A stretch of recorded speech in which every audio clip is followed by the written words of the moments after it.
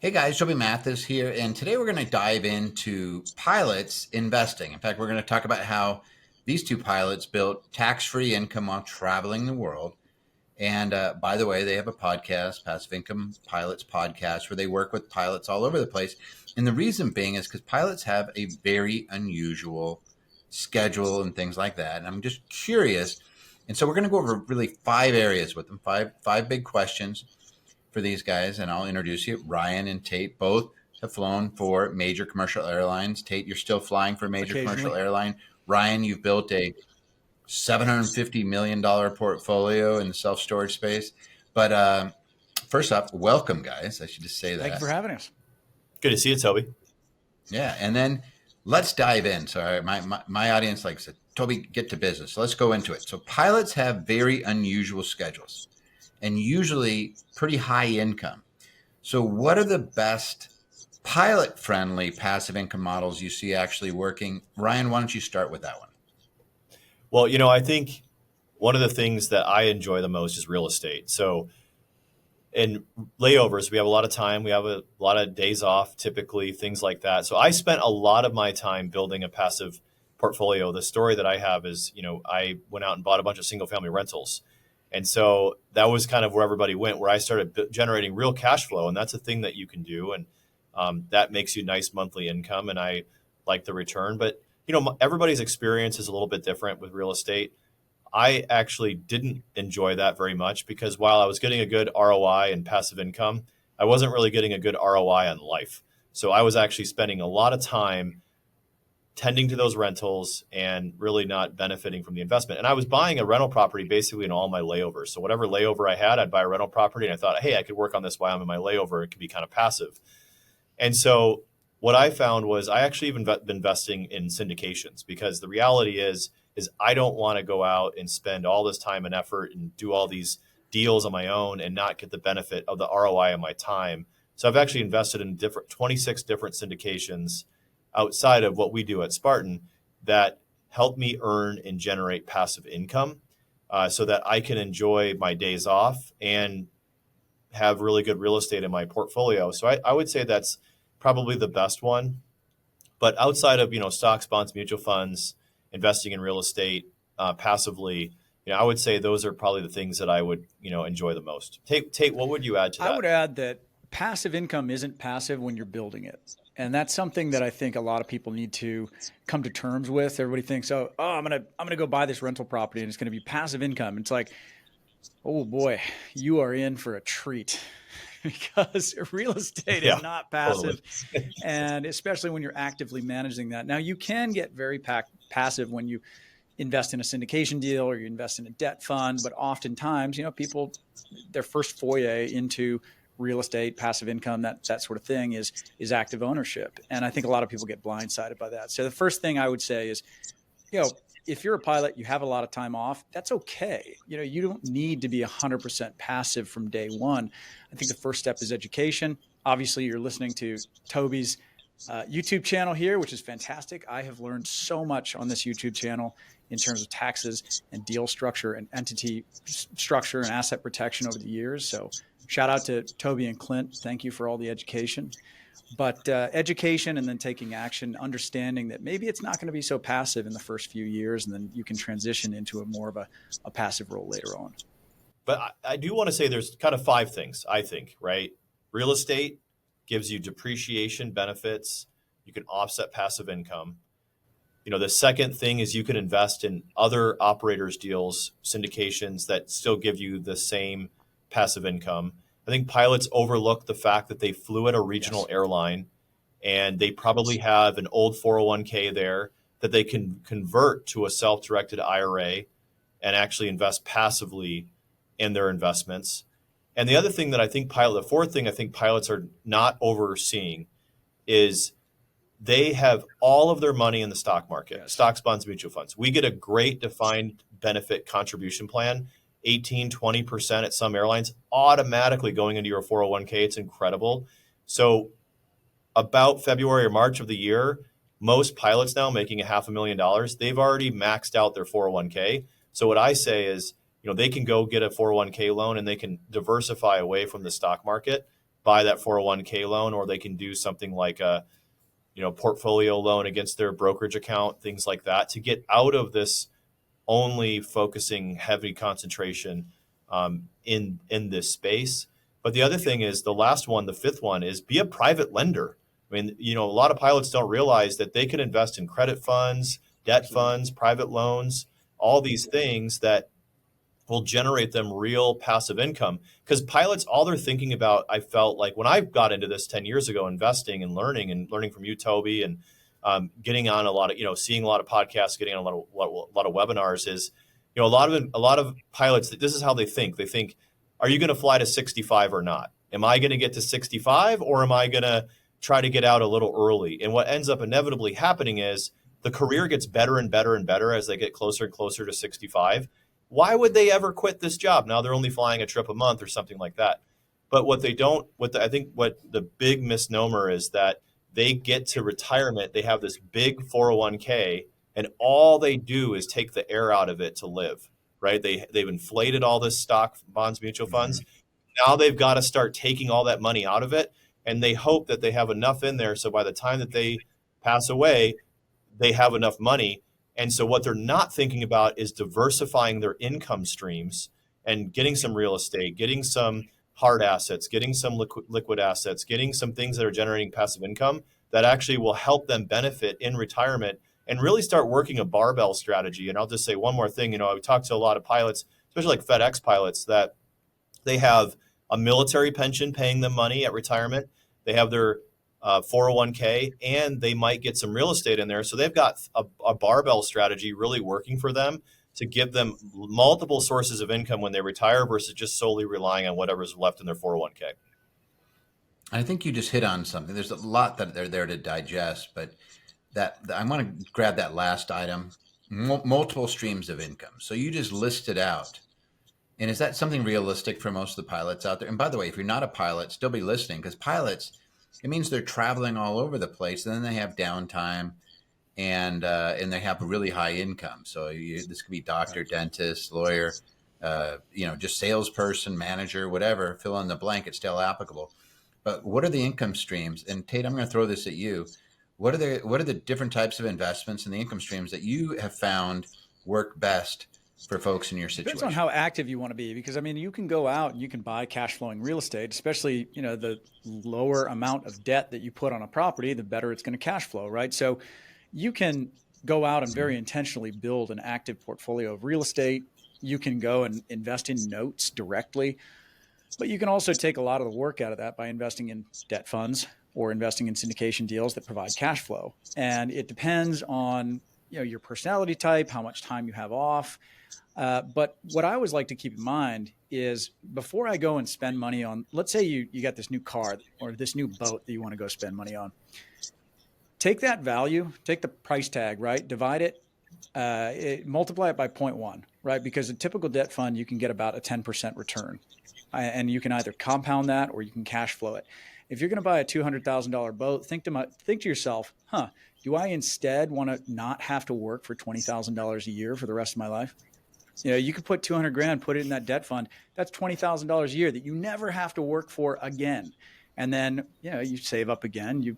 And each time you make one of those investments, you're shortening the cycle of the next investment, because now if you made $300,000 a year, well, now you make $320,000 because you've got the additional passive income coming in. And when you start to think about that snowball, it makes it very compelling to go and invest over here versus maybe buying that boat. And that's not to say that you can't buy the boat. It's just maybe wait a year or two until you get some cash on temperature, and you can fund the boat with passive income instead.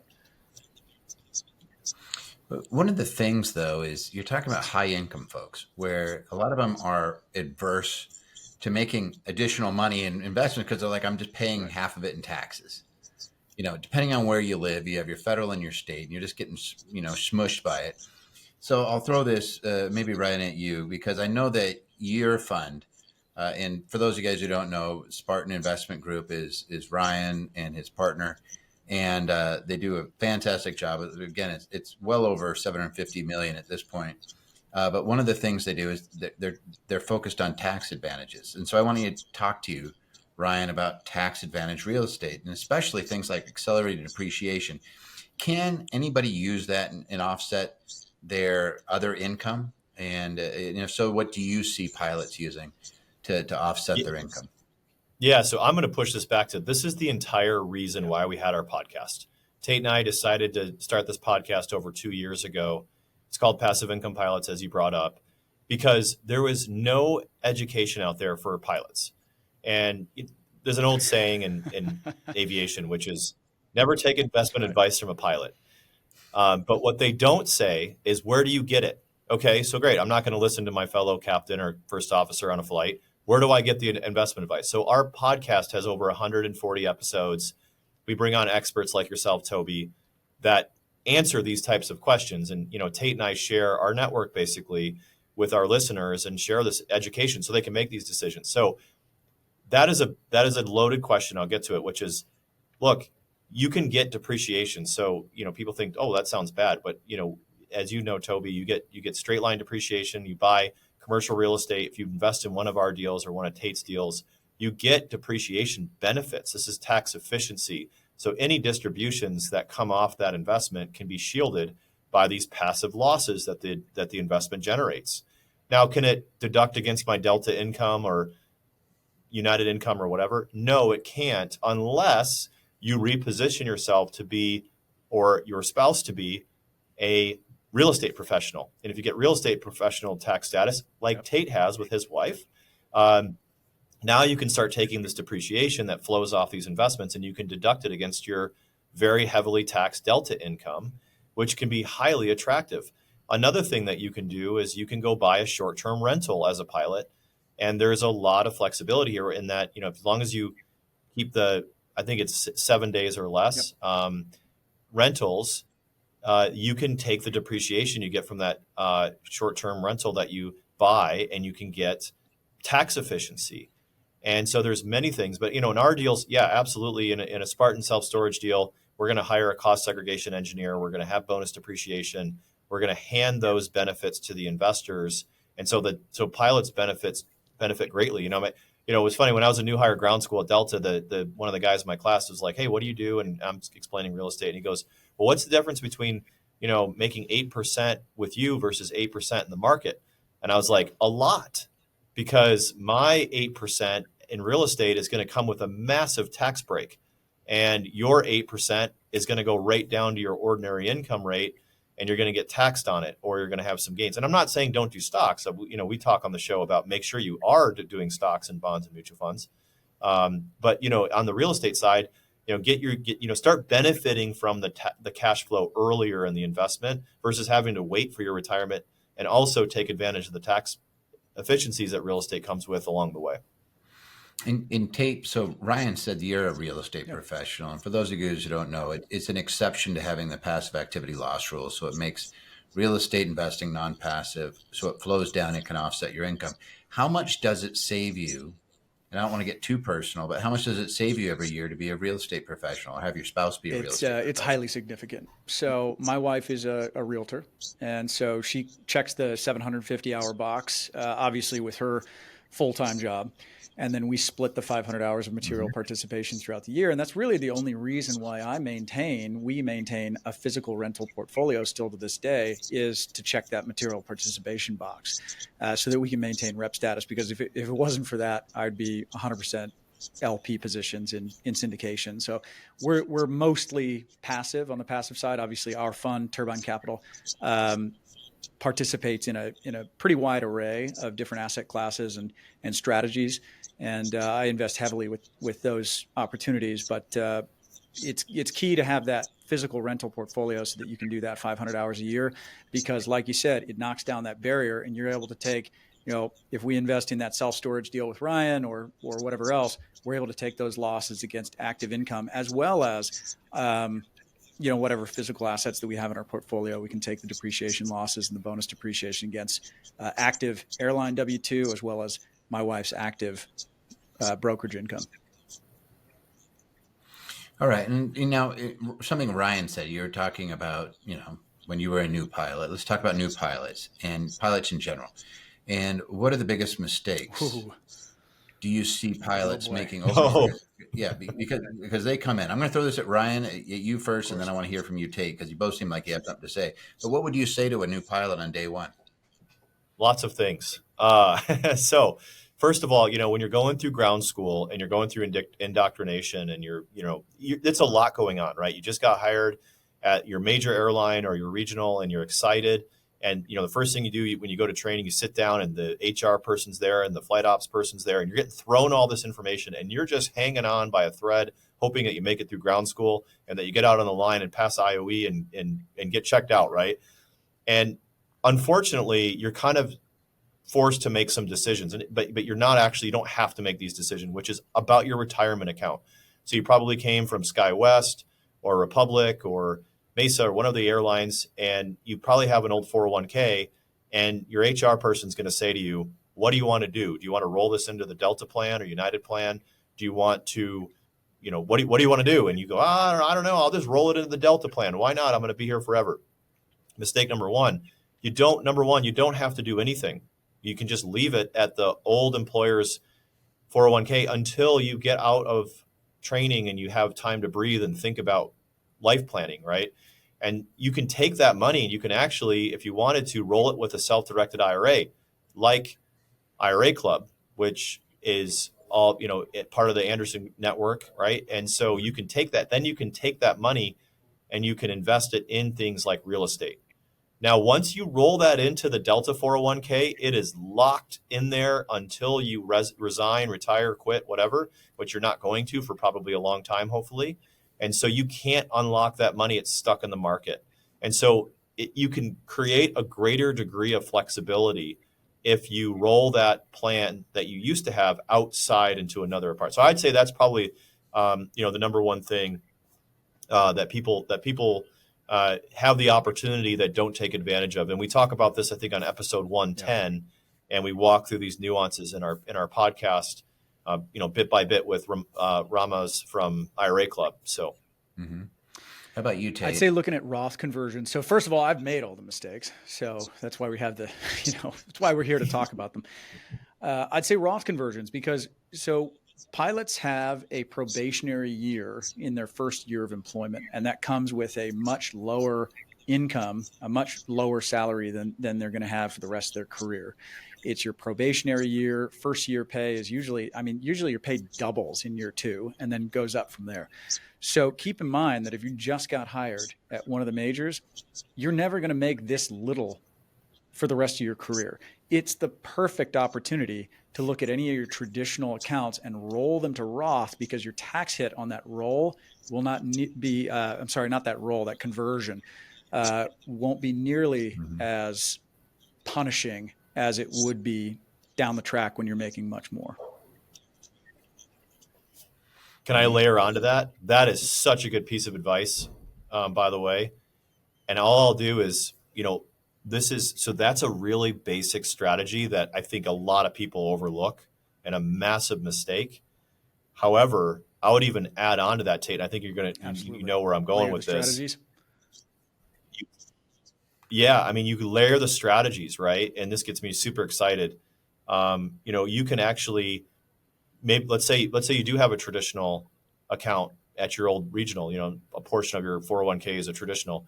You convert that into a self-directed IRA, and then you invest that IRA into a real estate deal or a syndication as a traditional account, and then you get that investment reappraised at a lower value. And we've seen our investors, Tate and I, as much as 70% discount, and then you convert it. So now you're getting the conversion to Roth in your low income year, and you're getting it done at a lower appraised value. Yeah, that's stacking three strategies.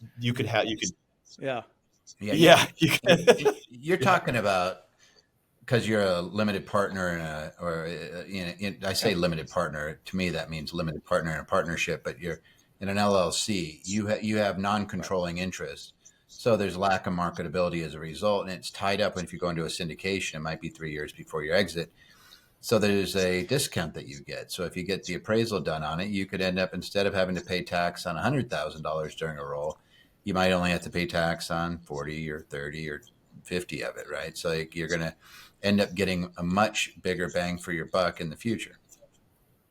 Yeah, exactly. And I want to add in one more strategy, or one more thing that I think pilots miss out on. And maybe this isn't like a new hire, but think about this as a new hire anytime in your career. I think you know what I'm going to say, Tait. We talk a lot about it on the show, which is the airline is going to give you a term life insurance policy. So they're going to say to you, hey, for being a Delta or Hawaiian or Alaska, whatever pilot you are, you're going to get some kind of term life and policy. And that's reassuring that if you die, you're going to get a death benefit, and that's going to protect your family for a little while with cash to continue going. However, what they don't talk about is a whole life policy. And I think the industry has made this too mythical. And I think we really do a good job on our podcast of unpacking this. They call it the infinite banking strategy, and they put all these confusing marketing terms on it. At the end of the day, it's a great way to get not only some limited death benefit, but also invest and earn income on the investment you make into your whole life policy. And it begins to become a liquid strategy where you can borrow against your whole life policy, and you can invest it in syndications, you can invest it in real estate, and you can really amplify the returns. And these layering of strategies is something that we're really focused on with pilots, because this is not stuff taught in flight school. Mm-hmm. And a lot of doctors have good doctor groups where they kind of learn about investing in the different strategies, but we don't have one yet for pilots until our podcast started. So this is really what we do that. Anything to add to that, Tait? No, I think that's great. I do want to kind of go back to, if anybody's kind of scratching their head on that valuation thing, because we glossed over that. That is a specific strategy, and that is, in a third-party appraisal, taking a look at your syndication deal, your LP position in a syndication deal, and beating it up, saying, well, it's illiquid and you don't have control, and well, maybe the market's down and this and that, and they will do a fair market appraisal on that. And then when you do the conversion from traditional to Roth, instead of, let's say it's $100,000 position, you might only be rolling what the appraisal says is a $70,000 position, so you can save some taxes there. Now, I don't know what your thoughts are on that, Toby. I know that we've tried to get a few of those valuators on our show, and they kind of shy away from it. They say, we don't really want to be in the spotlight. No, they don't want the attention, because they don't want to just put a big old bullseye on their back and say, hey, I'm going to go audit everything that guy does. Just wanted to clarify that. One thing too is, I think as investors, I think a great piece of advice is invest in what you know. If you don't understand it, run away. And I think too many times pilots put way too much trust in an advisor, in the market. Hey, take my money and I trust you, but they don't really understand what their portfolio is doing. And I think that's such a recipe for disaster. And that's sort of our philosophy on the podcast, is like, let's learn about what you're investing in. Let's go on this education journey together so that you can actually understand what you invest. And a great example, I'm not saying go out and buy an airplane, but one thing that we do talk about on the show is we talk about airplane leasebacks, right? So if you flying, you probably graduated out of some flight school, and you probably flew somebody else's airplane that was dedicated to the pool and that rental. And what a great thing to get depreciation from. Did you know you can go buy an airplane, a trainer airplane? Doesn't really matter what the price is. If you want to buy a small, old Cessna 172 or a brand new Cirrus or anything in the middle, you're going to get 100% bonus depreciation, which means you can write that off because you use it for a business purpose. And the way that you finance that could end up where you don't end up paying any money out of pocket, and you end up with an airplane that's in a rental fleet that's earning you income. And these are we bring on people who actually set these up on the podcast. So this is a strategy that pilots know, because they probably rented a lot of airplanes to get to where they are, and they can be familiar with the type of operation and what right looks like, and then get this massive tax break from doing it. And I think a lot of pilots don't really see, they miss out on that opportunity potentially. You guys are talking a lot about tax, which is, again, the world that I live in. And I'm just like, I'm cracking up, because it's like, here's the pilots, and instead of talking about money, right? We're talking about if I'm making the money, because this is, by the way, something for anybody that's in a high income profession. This is something that comes up all the time, because they're like, I may not want to make $1 if I know half of it's going away. And you're like, it sounds weird because a lot of people are like, well, what do you mean? You're just going to walk past money? It's not worth the risk. The other And the other so thing too, sometimes can I get an right? ancillary And benefit? I always say, you poll 10 pilots and you ask them, what is your largest expense? And 8 or 9 of them will say, housing, dining. I don't know. It's like, no, it's tax. It's taxes. So you got to figure out how to tame that tax headwind, because if you don't, I mean, you go from 500 grand a year down to 250. It's what you keep. So if you can figure out how to optimize your tax situation, it's like giving yourself a 20, 30, 40% raise. Mm-hmm. I mean, Tait, we've got to give ourselves a little bit of credit. I mean, we've had some educational events around the country. We had a happy hour in Atlanta last year, down in Peachtree City. We had a bus tour where we took all of our show listeners on a bus. We walked real estate. And my favorite part about that, and I know he's a listener of the show, that's right, and an investor of yours, Tait. He showed up to the happy hour. He brought his tax return. He's a Southwest pilot, and he brought his tax return with him. And he said, "I want to show you something." To the bar, who brings their tax returns to the bar? I guess we do. I always have my tax returns on me. And he shows me his tax return. And he says, "I listened to your show, and I saved $100,000 on my tax return this year based on following the education that I've learned." Part of that was podcast. Toby. Toby, you've been on there how many times now? 3, 4 times? Yeah, Toby. Yeah, episode 10 That's and 14. The fact that you know that is weird. Well, I think they're our most listened to episodes because the tax issue. You're saying like it's funny we're talking about tax. I mean, we always keep coming back to this tax issue because it all revolves around this. But this is something that you get. It's something you get a lot from doctors and dentists and other things, and people don't. Again, it sounds weird until you've been living it and you're writing those big checks and you're like, I'm working and I've hit it. I'm making $500,000 a year, but you're not. Yeah. And you're keeping so little of it. And it sounds like you're whining. Oh, I only get 300,000. And this is where I'll blow people's minds that I fly with. Between my wife and I, we make close to $1 million a year and we pay almost no federal income tax legally. Because you're using accelerated depreciation, bonus depreciation, and cost segregations on your real estate to offset your W-2 status, income. plus some oil and gas investing, Yep. So on and so forth. Oh, and by the way, you're making passive income too. Like that's the beauty. And you're not waiting to cash out your 401k until you're 65. You're benefiting from your cash flow. And my 401k today. Is still growing. That's I the just main don't contribute difference to it because the airline already contributes enough. Yeah, you're letting the match go because that's right. 100%. We're very lucky in the airline industry. There is no match. Look, it just dumps in there whether you do anything or not. Yes. I just mean like they're paying it on your behalf. But okay, guys, hold on for a second because we're a little bit over time. But I have to ask this because I'm always curious. Like, so as a traveler, I look at my Marriott miles, my Bonvoy, and all this other stuff. Like, what are the tricks of the trades for you guys? I don't know who to ask. Who wants to start Ryan, on you this take one? it. For airline mileage, I'll tell you the easiest way to do it. Go grab a Delta, American Express card, hook it up to all your expenses, and you'll be a diamond medallion before you know it. I think that was the cool. They automatically up. I mean, I'm a walking. I'm a big Delta fan. But they automatic upgrades, automatic mileage. It's a no brainer. Just get the card. That's it. And you don't have to fly the airplanes. You don't even have to, really you book guys Delta never flights. got them, right? You never, as pilots, you never got miles. No. But when you were traveling around, were there any tricks to the trade? Because it sounds like you had houses in places where you had typical layovers, so you had a place to go to. But did you use hotels?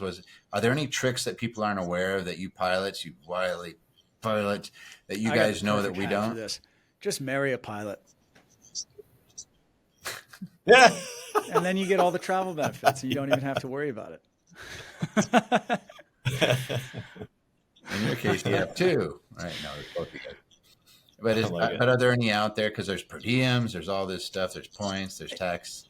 What I wish I could share better. I actually just flew with someone recently who's like a points guru. I mean, he's got like 26 credit cards and he's doing all the things. And we fly for free, but it is nice to book a confirmed business class ticket. I have to be honest. I can I could spend 3 hours, rapping with you on taxes, but when it comes to mileage and points, it's really not my forte. I book my hotels on the Chase portal, and that's about it. But it's great as a pilot. You're able to jump seat, and you can fly in the cabin for free on your own airline, and you can. So there's a lot of flexibility. I can walk up to a ticket counter and just say, "Hey, can I catch a ride?" And they type a few keys, and they say, "Hey, here you go," and it's pretty nice. Good on man. All right, I'm going to ask you guys one last question, and this is a mean one. What separates the pilots that end up financially free from the pilots that are not? Ryan, why don't you start with that one? Yeah, I would say, we always say on the show, you got to change your facts to change your tax. I think too many pilots are not listening to advice. They're head in the sand. They don't want to read, oh, I heard from this guy or that gal, and this is what happened, and I want nothing to do with that. Or they fail one time on an investment, and they think that it's no good anymore. I think people, that concept of, mining for gold and you get interest from gold and you quit, I think that's a big problem. And I think just not being willing to educate yourself. And also just remember, this is an investment in you. So when you go to the Anderson Tax and Legal workshop, or you attend one of our happy hours, or you go to a bus tour to learn about real estate, you're investing in your education, you're investing in yourself. And yes, that's time away from home and on the road, but it could save you millions or hundreds of thousands or tens of thousands of dollars in taxes and income. And I just continue to invest in yourself and your education. And I think pilots have such a great opportunity to do this on layovers, on days off, et cetera, that all they got to do is just open up their phone, find Passive Income Pilots podcast, and start listening to episodes. And it's amazing the places it'll take you. You can meet the hosts or the people that we bring on the show. You can meet us. You can network with other people. And, I would just conclude with saying, your network is your net worth. So get out there and meet people that are actually doing it. And Tait? I love what you said, Ryan, but I'm going to go with lifestyle creep. And that's followed closely by prenuptials and living trusts. But lifestyle creep is the really big one, because as pilots, we spend a lot of time very poor, like doctors going through residency. We're flying, we're getting paid peanuts. You go to a regional, you're working like crazy, and you're just not making much money. And so when you hit that big time, we kind of have that sports athlete mentality. It's like, I made it. And people want to buy that nice car and the big house. But, a trick that I used when I was early on in my career to become a good saver was I converted everything into time. So as pilots, you can only fly a certain number of hours per month. A typical line might be 80 hours of flight time. And let's say you're making $300 an hour. That means you're making, you multiply it by about 0.7 because you got to use your after-tax rate. And you're making $210 an hour after tax. So let's say you consider, I want to go lease this new Lexus, right? And it's going to be $850 a month. You're thinking, I make $25,000 a month. What's the big deal? Well, you convert that down to time. That's 4 hours. It takes you 4 hours of that 80 hours a month just to pay for that Lexus, where, you put that $850 somewhere else, maybe that debt fund we were talking about, and now the interest is working in your favor rather than against you. And I'm not saying don't use, leverage. We can get into that, and, a big fan of using debt to build wealth, but, just a different way to think about your spending. You got to avoid the lifestyle creep and be disciplined and be a good saver first. Well, perfect. Can I just say one more thing that made me think of? Yeah. Airline pilots that know their pilot contract make the most money. That's right. Work the system. Right? Airline pilots that know, he who knows the contract knows how to make the gold, right? It's the same thing in life. If you know how the code is written and how it's constructed and how you can benefit from it, you'll do the same thing. And so, but who likes to sit and read the contract? Not me. But what I like to do is I like to fly with guys or gals that really know the contract, and you hang out with those people and they know the contract, and then you actually learn the practical application. That's what this is all about. You do the same thing in investing. Yeah. Listen to those who've been there before and know it. How about that? And that are doing There it we go. well. Absolutely. Yeah, you're not going to listen to the guy that's scraping by and say, "Hey, what do you do?" Yeah, you want to talk to the people that are killing it. Hey guys, speaking of killing it, thank you so much. You guys have done a great job. I really appreciate you coming on and educating our group. Again, I know there's a lot of folks out there that are pilots that are listening to this, but a lot of people that are not as well. I will put your information, guys, up in the show notes so that they can reach out. If you're looking for syndications and you're looking for investments, boom, I'll give you guys, you put your information out there so they know. Like if you can't trust a pilot, who can you trust? And I just want to say thanks. Like, subscribe, share this with anybody that you know, guys, that could benefit from this information. And I'll see you guys later.